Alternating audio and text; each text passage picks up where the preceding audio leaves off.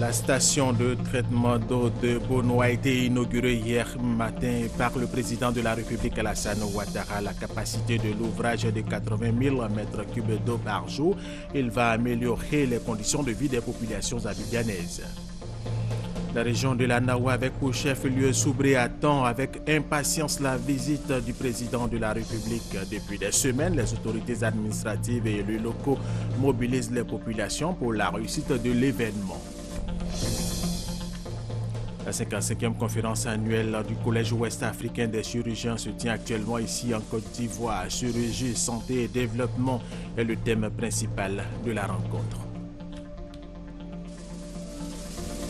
Et puis, une rencontre sur le virus Ebola s'est ouverte ce matin à Bruxelles. Elle a réuni tous les acteurs de la lutte contre cette maladie, le Libéria, la Guinée, la Sierra Leone. Les trois pays ouest-africains touchés par la maladie sont représentés à cette réunion. Mesdames et messieurs, bienvenue et merci de suivre les informations sur RTI 1. Le Conseil national de la femme a été installé hier. C'est un organe consultatif chargé de mener des réflexions sur toutes les questions concernant la promotion de la femme et de son autonomisation. C'était à la présidence de la République et la cérémonie s'est déroulée en présence du président de la République Alassane Ouattara.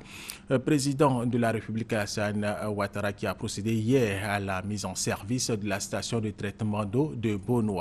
Et pour le président de la République, cette station va améliorer les conditions de vie des populations. Viviane Aïmer. Pour ouvrir la cérémonie, une longue libation a été adressée aux mânes de toutes les rivières et sources d'eau de la localité de Bonoa pour requérir leur bénédiction sur cette eau désormais destinée à étancher la soif de toutes les populations de Côte d'Ivoire. Ainsi, les ancêtres et la chefferie coutumière ont signifié leur approbation. À leur tour, les populations de Bonoa, par la voix du premier magistrat de la commune, ont dit leur total soutien aux actions de celui qu'ils reconnaissent comme un grand bâtisseur des temps modernes et auteur du second miracle ivoirien. Les populations de Bonoa, y compris les personnes impactées par l'exécution de cet ouvrage, sont avec vous et comptent sur vous et vous regardent. En même temps qu'elles offrent, elles sont heureuses de servir l'eau, source de vie, à leurs frères d'Abidjan qui en ont besoin. C'est le signe de leur engagement à vos côtés pour le développement de la Côte d'Ivoire. Les populations du Sud Comoé vous expriment à partir de Bonoa, la capitale du Sud Comoé, leur infinie gratitude pour votre présence effective, là où vous auriez pu vous faire représenter, et pour votre attention particulière à leur endroit à travers les nombreux programmes structurants. Ainsi, c'est tout le peuple abouré qui apporte sa bénédiction à cet acte majeur qu'est la fourniture en eau potable à partir de la nappe de Bonoa à ses frères et sœurs de la partie sud d'Abidjan, qui représentent au total plus de 2 millions d'habitants, privés d'eau courante. En effet, si au départ, la nappe d'eau qui alimentait la ville d'Abidjan s'avérait suffisante, en 40 ans et plus, peu d'investissements avaient été jusque-là entrepris pour augmenter la capacité d'approvisionnement en eau potable de la ville. Or, dans le même temps, la ville d'Abidjan s'est fortement agrandie et le nombre d'habitants s'est multiplié à plusieurs reprises, créant de ce fait un grand déficit en eau potable au niveau de la ville d'Abidjan. À ce niveau de la problématique, les intervenants, le ministre Patrick Achi, mais aussi l'ambassadeur de la République populaire de Chine, partie prenante dans la réalisation de la station d'eau de Bonoa, ont félicité le président de la République Alassane Ouattara pour son esprit de progrès et son engagement pour le bien-être de ses concitoyens, ce qui l'a poussé dès sa prise de fonction à la tête de l'État de Côte d'Ivoire à rechercher solutions aux cruelles conditions de vie de ces millions d'Abidjanais privés d'eau courante. Remporter la bataille de l'eau, ce fut ce combat titanesque qui prit une place toute particulière dans votre programme, mais également dans votre vie. tant cette question touchait de façon si douloureuse et insupportable les millions de vos concitoyens. Les 12 projets majeurs que vous avez initiés en 2011, y compris Bonois 2 que vous lancez aujourd'hui, permettront à la ville d'Abidjan d'atteindre une production de 740 000 m3 par jour. Cela veut dire, dans des termes plus simples, que vous aurez réussi l'exploit de réaliser en 5 ans, en 2011 et 2016, ce qu'il a fallu au pays un demi-siècle pour réaliser. Monsieur le Président de la République, vous avez en l'espace de quelques années permis au pays de réaliser de grandes choses et d'atteindre des sommets qui vous valent de rentrer dans l'histoire. Mais soyez ici, par mon humble voix, remerciés pour cette œuvre-ci, qui, sans doute, plus que toutes les autres, par ses conséquences immédiates sur le bien-être quotidien de millions de nos concitoyens, vous inscrivent définitivement dans l'éternité. 80 000 m3 d'eau par jour, c'est l'apport supplémentaire en eau potable grâce à la nouvelle station d'eau de Bonois. L'investissement réalisé est de 59,5 milliards de francs. La Chine a participé au financement pour 50 milliards de francs et l'État de Côte d'Ivoire pour 9,5 milliards de francs. Le gouvernement chinois apprécie les réalisations qui sont entreprises en Côte d'Ivoire depuis les 4 dernières années, a souligné l'ambassadeur de la République populaire de Chine. Dans le domaine d'infrastructures, de nombreux projets ont été réalisés pendant bientôt 4 ans après la crise post-électorale. Le gouvernement chinois apprécie beaucoup les progrès enregistrés en République de Côte d'Ivoire depuis ces 4 dernières années et la Chine continuera à lui apporter des aides comme par le passé dans la mesure du possible pour accompagner l'émergence de la Côte d'Ivoire. Grâce à cette nouvelle station d'eau, toutes les communes d'Abidjan Sud sont désormais pourvues en eau potable. Au nom de toutes ces localités, le maire de la commune de Koumassi a traduit la reconnaissance des populations. Vous venez mettre fin aux souffrances de nos populations, leur rendre leur dignité de citoyens du 21e siècle et leur redonner la vie. Eh bien, Monsieur le Président de la République, pour nous avoir donné l'eau, et donc la vie. Nous, maires, nous engageons à conduire votre campagne dans nos localités, comme au deuxième tour de l'élection présidentielle de 2010, pour vous assurer, aux côtés de nos frères et sœurs des partis membres du RHDP, la victoire. Mais cette fois-ci, dès le premier tour, et ce ne sera que reconnaissance aux bienfaiteurs que vous êtes. De l'eau désormais pour toutes les communes d'Abidjan. Le premier des Ivoiriens n'avait pas encore fini de contenter ses concitoyens.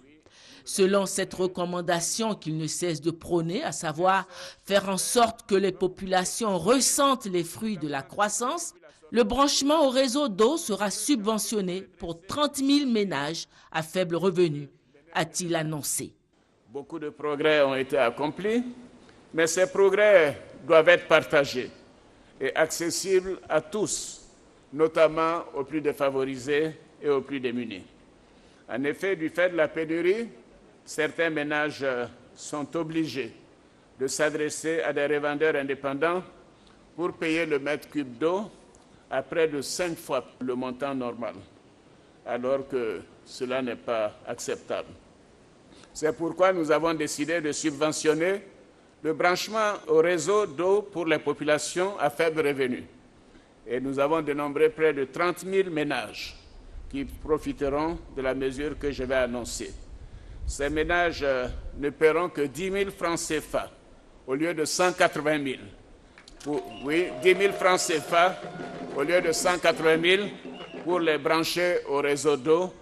Et c'est cette mesure sociale que nous avons également mise en place pour l'électricité. Le président de la République a remercié les populations de Bonois pour leur compréhension. Il leur a promis pour bientôt une visite d'État dans le sud Comoé. Bonois en deuil par la disparition de son illustre fils Mathieu Ekra, le président de la République a rendu hommage au compagnon du président Houphouët-Boigny qu'il a été. Le président Mathieu Ekra nous était proche Mme Ouattara et moi-même. Et nous savions à quel point il a été proche du président Félix Houphouët-Boigny. Je me souviens quand je suis arrivé comme président du comité interministériel de coordination économique, c'est auprès du président Mathieu Ekra que j'ai appris la gestion du gouvernement. Et c'est après cela, plusieurs mois après, que le président Houphouët m'a nommé Premier ministre de la République. Je voulais donc lui rendre hommage pour son soutien, pour son conseil. Et vous savez la place que le président Mathieu Ekra a occupée au sein du PDCI-RDA. Donc, Monsieur le Premier ministre, à vous, à moi, à tous, toutes mes condoléances pour un compagnon du président Félix Houphouët-Boigny. Je vous demande de transmettre au président Henri Konan Bédié toute notre émotion, notre compassion et nos condoléances. Le président de la République a saisi l'occasion de sa présence dans cette zone du Sud Comoé, reconnue comme un bastion du PDCI, pour rendre hommage à son aîné et frère Henri Konan Bédié, sans omettre le père fondateur Houphouët-Boigny. Monsieur le Premier ministre, vous direz au président Henri Konan Bédié qu'il est un grand homme d'État, car il a démontré pas seulement le samedi, mais depuis toujours que ce qui lui importe pour la Côte d'Ivoire, c'est la paix. C'est la paix, c'est le développement, c'est le rassemblement. Oui, je veux que l'on sache que le président Félix Houphouët-Boigny a été non seulement le père de la nation, mais notre père à chacun de nous. Mathieu Ekra, Henri Konan Bédié, moi-même. Et donc, en ce jour mémorable, je veux que vous sachiez que nous sommes tous PDCI RDA. Oui, Monsieur le Premier ministre, le président Houphouët nous a appris des leçons d'humilité, des leçons de tolérance, mais ce qui lui importait le plus, c'était la paix. La paix partout en Côte d'Ivoire, pour tous les Ivoiriens. Et nous sommes fiers de ce qu'il a fait pour notre pays. Oui, pendant des décennies, la Côte d'Ivoire, malgré sa population d'environ 10 à 15 millions d'habitants, était la troisième puissance économique du continent africain. Il nous a laissé un héritage. Je prends l'engagement de faire en sorte que cet héritage prospère et qu'il repose en paix. Les discours ont fait place à la découverte de la plaque commémorative et à l'ouverture symbolique de la vanne. La cérémonie d'inauguration était doublée du lancement des travaux de la deuxième phase, baptisée Bonois 2, destinée à renforcer la capacité d'approvisionnement en eau potable d'Abidjan. Et puis 13 personnalités ayant participé à la réalisation de la première phase de ce grand projet de renforcement de l'alimentation d'Abidjan en eau potable ont été décorés. 7 d'entre eux ont été faits officiers de l'ordre national et 6 officiers de l'ordre du mérite ivoirien. La station de traitement d'eau de Bonois a donc été inaugurée hier matin par le président de la République Alassane Ouattara. La capacité de l'ouvrage de 80 000 mètres cubes d'eau par jour. Et Patricia Omouetia était aussi à Bonois pour RTI 1.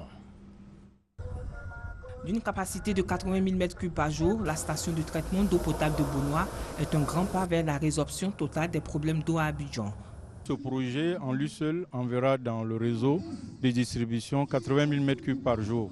Donc je considère qu'il y a une urgence à inaugurer ce projet. À la fin de ce projet, on aura mis à la disposition des populations ivoiriennes 600 000 m3, ce qui comble tout à fait le déficit. Mais il faut noter que l'inauguration de ce projet va certes envoyer la production, mais il va falloir faire quelques petits travaux sur le réseau. Abidjan affichait, selon des données avancées par le ministère des Infrastructures économiques, une production journalière totale d'environ 350 000 m3, là où les besoins étaient estimés à 500 000 m3 par jour.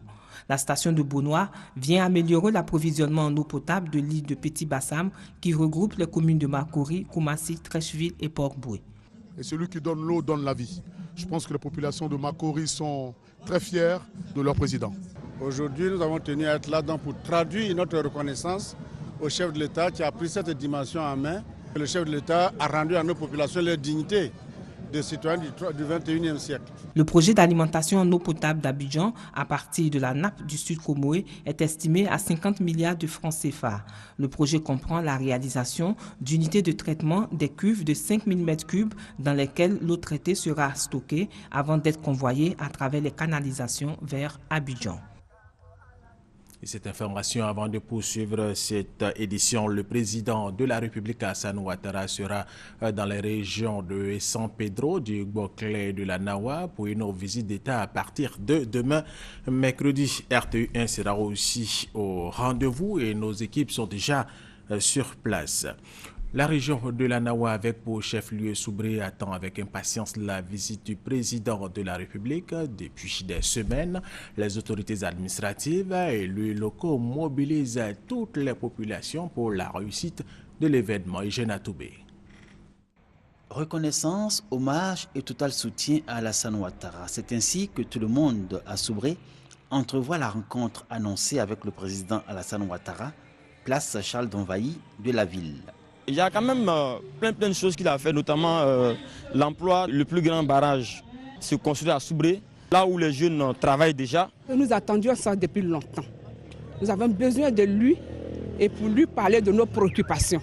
Toutes les catégories socio-professionnelles, les différentes communautés, groupes et mouvements associatifs sont déjà mobilisés pour cette visite. Une visite historique et porteuse de tous les espoirs. À Soubré, on annonce une mobilisation à la mesure de toutes les attentes. On viendra communier avec lui et encore lui dire un peu d'effort encore pour que Soubré vraiment soit un pôle de développement. Nous demandons à la population de se mobiliser pour réserver un accueil chaleureux au chef de l'État et lui témoigner de notre reconnaissance de tout ce qu'il a fait pour notre région, surtout la commune de Soubré. Le temps de cette mobilisation annoncée a été donné à Abidjan lors d'une réunion des cadres filles, fils et opérateurs économiques de Soubré, à l'initiative du président du conseil régional du Nawa. À Soubré même, le préfet de région, président du comité d'organisation au plan local, a donné l'information officielle lors d'une rencontre avec toutes les composantes de la population. L'objectif est clair, faire de cette visite un total succès. La première visite du président de la République à Soubré remonte à 2013. 2 ans après, Alassane Ouattara y revient, mais cette fois-ci en visite d'État. Les populations espèrent tirer de cette deuxième visite d'énormes bénéfices en termes de progrès et de développement. Dans la ville de Soubré, c'est l'enthousiasme à l'idée que les problèmes liés au développement à l'échelle de la région seront l'objet de l'attention du président de la République. Quand il venait en 2013, il y a des choses qui étaient encore au stade de promesses. Mais aujourd'hui, ce sont des choses qui sont réalisées, notamment les routes, les infrastructures scolaires, sanitaires, l'hydraulique villageoise. Aujourd'hui, c'est du vécu. C'est pour ça que la mobilisation sera exceptionnelle. À moins d'une semaine du meeting à la place Charles d'Envahi, le site n'est toujours pas aménagé, alors que le dispositif d'éclairage est totalement prêt. Les populations se posent toutes sortes de questions. Outre Soubré, région de la Nawa, les populations de Tabou et de Grand Bérébi promettent qu'elles se rendront à San Pedro, autre région, pour réserver un très bel accueil et un accueil triomphal au président de la République, Alassane Ouattara. Connu par Gassoro. Mariam, installée depuis 23 ans à Tabou, est vendeuse d'attiqués poissons. Ayant appris la visite d'État du président de la République, Alassane Ouattara, dans la région de San Pedro, Mariam avait souhaité sa présence à Tabou, ville située à environ 100 km de San Pedro. S'il vient dans la ville qui n'arrive à Tabou, vraiment nous allons nous sentir mal. Donc on veut qu'il arrive ici. Comme Mariam, Jean-Baptiste, coiffeur de son État, dit avoir prié de toutes ses forces afin que le chef de l'État se rende à Tabou. Les amis de San Pedro vont nous appeler pour dire le président de la République est arrivé dans nos communes. Elle n'est pas arrivé dans nos communes, on dit non. Bon, on s'est moqué, j'aimerais que le président de la République vienne dans nos communes. Ils sont donc nombreux, les habitants de Tabou, qui avaient souhaité la présence du président Alassane Ouattara dans leur ville. Même son de cloche à Grand Bérébi, situé à environ 50 km de San Pedro. Pour d'autres, la présence ou non du président de la République dans leur localité ne constitue pas un frein à leur détermination. Il ne va pas venir ici, mais c'est notre président, on a élu pour ça. On va passer où il se trouve. Au niveau des grands bébés, on se mobilise un grand nombre de personnes pour aller à San Pedro par rapport à l'accueil du président de la République. La mobilisation des populations des Grands Bérébis pour l'accueil du président de la République à San Pedro, une mission que le sous-préfet des Grands Bérébis entend réussir. C'est toute la population que nous allons mobiliser pour aller participer à l'accueil du président de la République. Les populations des Tabou et des Grands Bérébis ne veulent pas se faire compter l'événement. Elles entendent donc s'associer aux habitants de San Pedro en vue de réserver au président de la République un accueil inoubliable. Et tout à fait autre chose, des chirurgiens émérites d'Afrique de l'Ouest ont été reçus en audience hier et lundi par le Premier ministre Daniel Kablon-Duncan. Avec eux, la ministre de la Santé et de la lutte contre le sida. Cette audience s'inscrit dans le cadre de la 55e conférence annuelle du Collège ouest-africain des chirurgiens qui se tient depuis le 1er jusqu'au 7 mars ici à Abidjan. Christelle Ménard. Ils sont à Abidjan pour la 55e conférence annuelle du Collège ouest-africain des chirurgiens. Une dizaine de membres du collège, en compagnie de la ministre de la Santé et de la lutte contre le sida, ont rencontré le Premier ministre Daniel Kablon-Duncan pour une séance d'information. Prévue durée du 1er au 7 mars 2015, c'est la 3e fois que la Côte d'Ivoire abrite cet événement, après 1985 et 1995. C'est un moment très important, car il va participer du repositionnement de cette Côte d'Ivoire en termes de leadership. Et le collège est partie prenante de cette vision de la Côte d'Ivoire. Près de 1500 participants venus d'Afrique de l'Ouest et du reste du monde réunis autour du thème chirurgie, santé et développement.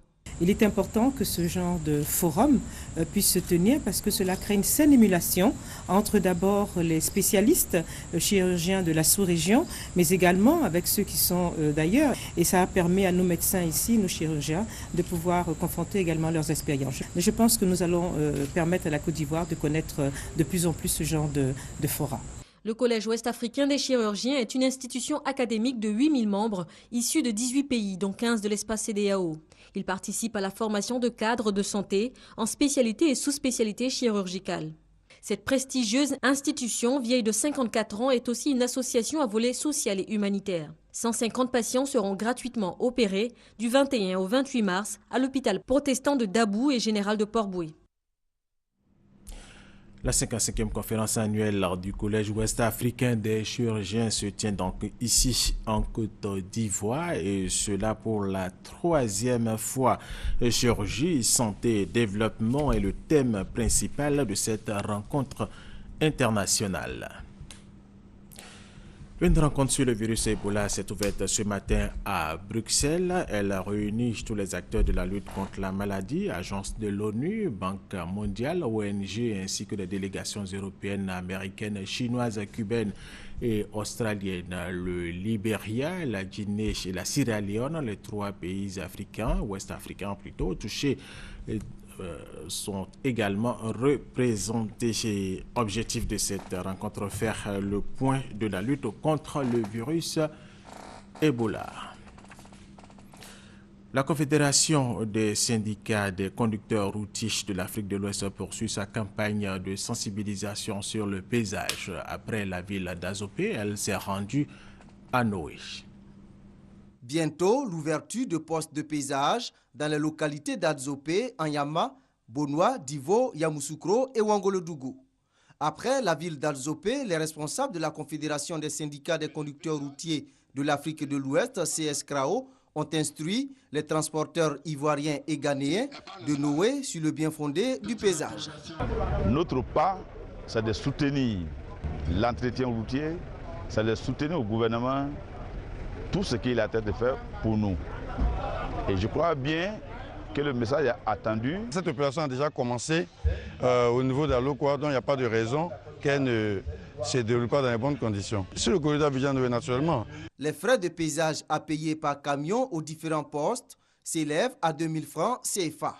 En cas de surcharge, une amende de 4000 francs CFA la tonne est infligée aux poids lourds nationaux et 11 000 francs CFA la tonne aux poids lourds inter-États. 50 tables bancs et 100 kits scolaires, c'est le don fait par le ministre d'État Ahmed Bakayoko à l'école primaire publique de Tonon-Fimana dans la région du Ouorodougou. La remise de ces dons a eu lieu, bien sûr, à Tonon-Fimana dans la sous-préfecture de Massala. Chantal Oumon à Kandan. Véritable soulagement pour le système de l'enseignement primaire de la sous-préfecture de Massala, dans la région du Ouorodougou. Cet important don, composé de 50 tables bancs et 100 kits scolaires de la part du ministre Ahmed Bakayoko, fils de la région, vient contribuer ainsi au bon fonctionnement de la formation de base dans le Ouorodougou. Mva Karamoko Dosso, représentant le ministre de l'Intérieur, a dit être venu célébrer les deux villages, Tonon et Fimanan, qui ont accepté de se mettre ensemble dans la paix pour constituer un seul village. Heureux de recevoir ces dons, les populations ont exprimé leur gratitude. À travers ces gestes, c'est plusieurs générations qui seront formées dans cette école. C'est plusieurs Ahmed Bakayoko qui sortiront de cette école. Monsieur le représentant du ministre, nous vous rassurons que ce matériel sera utilisé à bon escient et beaucoup de soins seront apportés pour son entretien.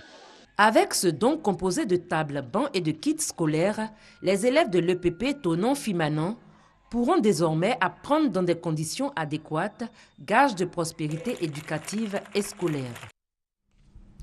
Un incendie s'est déclenché au quartier Colombie, c'est aux deux plateaux dans la commune de Cocody. Plusieurs habitations, en majorité des baraques, ont été ravagées par les flammes. Il n'y a pas eu de perte en vie humaine, mais beaucoup de dégâts matériels. L'incendie aurait été provoqué par l'explosion d'une bouteille de gaz.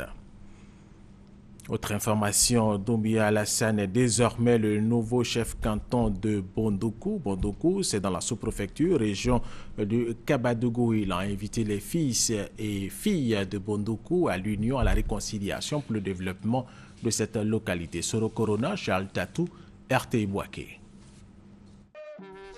Le canton Bondoukou, dans la sous-préfecture de Tienko, région du Kabadougou, a désormais un nouveau chef. Les 19 chefs de village du canton ont porté leur choix sur Doumbia Alassane de Kabamboué.